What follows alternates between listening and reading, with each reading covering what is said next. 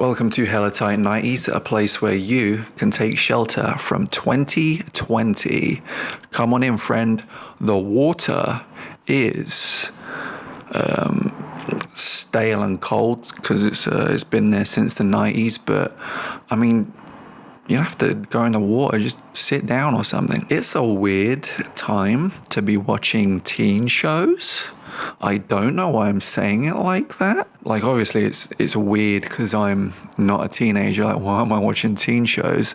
But forget that. Why don't you have a seat right over there? All of these attractive and sarcastic, but not in a fun way, people are just miserable all the goddamn time. Do you know what one of the main teen shows is?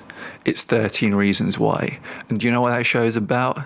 It's about people either dead or dying or gonna be dead, and no one's making jokes about it. It's ultimately just a show about people trying to out-sad each other, and as far as I'm concerned, they're all winning, so stop. You know what I was watching as a fresh young teen, and that's the last time I'm ever gonna say that sentence? I was watching City Guys. C-I-T-Y, you can see why these guys, the neat guys, more than streetwise. Do you know what City Guys is about? It's about a black guy and a white guy who go to an inner city New York high school. Done. Sitcom. The entire first season, all of the drama of the first season was just black guy comes from the projects, white guy came from money, and they sort of just have a bit of a rift over that. A few episodes about, you're a rich kid, you're a poor kid, hey, screw you, hey, FUBU sucks, hey, yeah, fuck your trust fund. Just shit like that, basically. Even then, by the end of the first season, all of that beef was basically quashed. It was buried, basically. And what was essentially the season finale was just the two characters just embracing each other for 20 whole minutes, while Love Train by the OJs played in the background. It was goddamn beautiful. You know what would have happened if that show was from 2020? It probably would have ended with someone getting murdered, or someone killing themselves, or some sort of murder-suicide that had everyone just bawling miserable.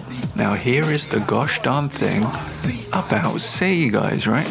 It existed at a time when, I mean, everything was dumb and everything was corny. That was just 90s sitcoms. But this stood alone in its sort of values and its purpose. I mean, it was rare, and I mean rare to see even one black person on a show in the 90s. I mean, if a producer was feeling particularly wild, maybe they'd done a bit of the old nose candy, was feeling themselves, they would hire an Asian person to be on the show. But even then, it was probably a East Asian, like a Chinese or Korean or Japanese person.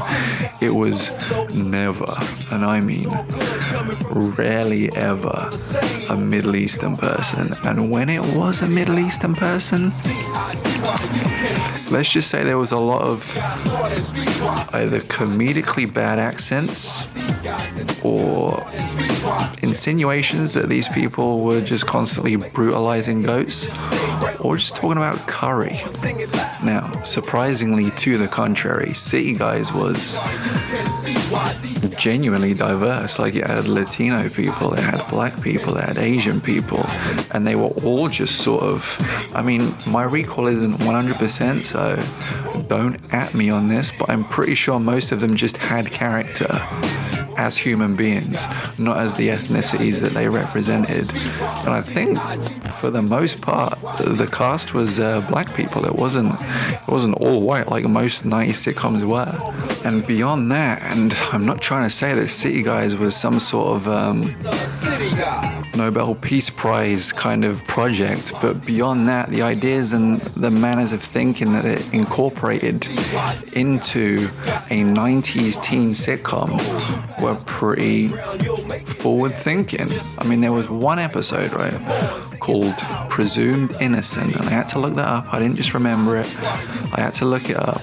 But this one episode was about the main two, that black dude and the white dude that I mentioned, kind of at odds with this skinhead kid who was sort of starting fights around school with a bad attitude and skinhead, and everyone assumed that he was sort of like a neo-Nazi because he kept company with other kids that were also skinheads. And it sort of culminated, this one episode culminated in this realization after this sort of fake courtroom drama thing that they did, which was kind of weird. But they realized that this kid was actually undergoing chemo. So you mean the people in these photos aren't skinheads? Oh man, they're nothing like that. They're bald because of chemotherapy and radiation treatments. You know, these marks on my neck aren't tattoos. They help aim the radiation machine. You know, if it seems like I got a bad attitude, well, maybe sometimes I don't feel so good. I mean, that's crazy. You know, like most 90s teen sitcoms, the most raw it would get would be, I don't know, maybe someone had like a shitty stepdad or something like that. Like, for a 90s teen sitcom to tackle cancer and chemotherapy and the effects it has on people was just wild.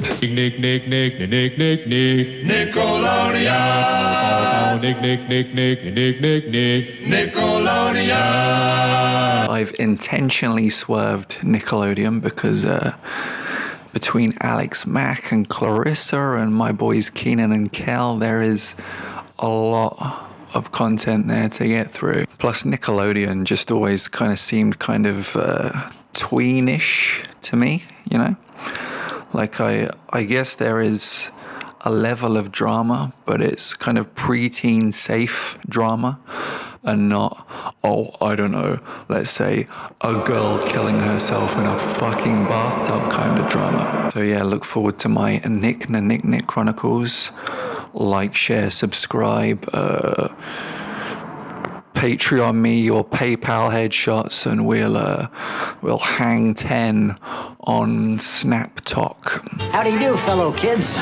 What?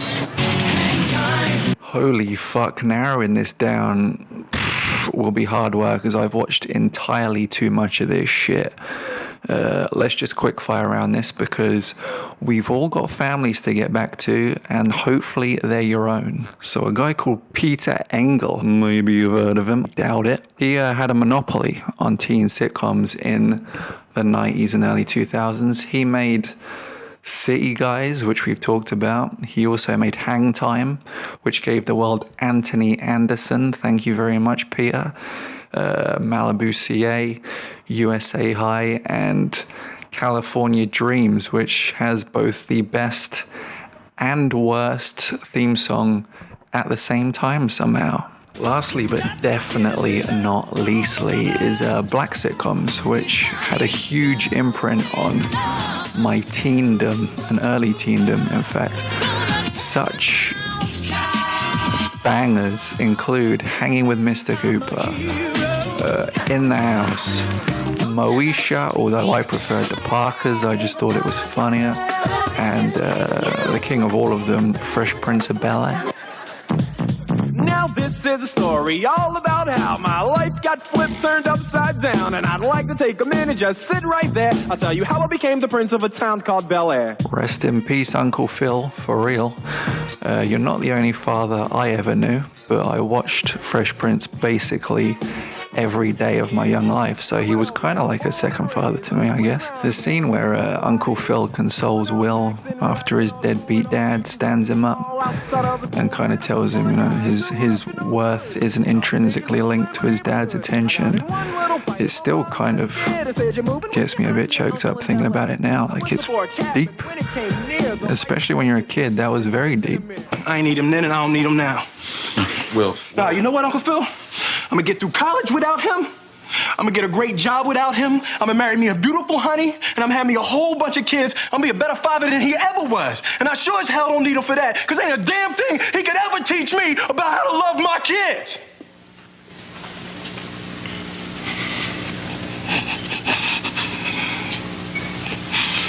How come he don't want me, man?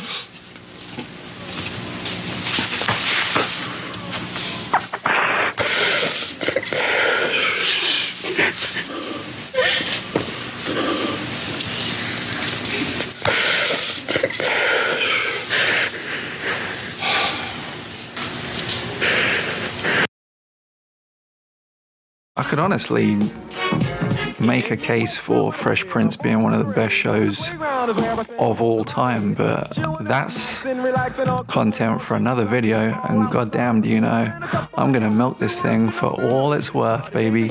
The 90s were full of cool shit. Finally, what would this rundown be without mentioning Saved by the fucking Bell? But alas, that show is about as old as time and will probably live on beyond the life of the sun. So, not really something that fits the guidelines of this video.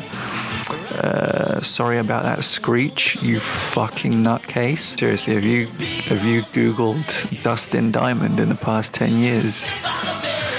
It's a horror show, man. You see, this is what happens when Zach isn't around. Jesus. I'm gonna level with you guys. I watched 13 Reasons Why season 1, and it was alright. I appreciated it, you know. It's just, man, shit is so heavy and cynical now, you know? It's like all of these new teen shows sort of exist to poke holes in all of the shit that came before and make fun, but not in a fun way, of all the shit that came before. Like, it's when you do that and exist to do that that you sort of lose your own identity and don't exist to serve something unique up. Ask Rise of Skywalker, you know what I'm saying?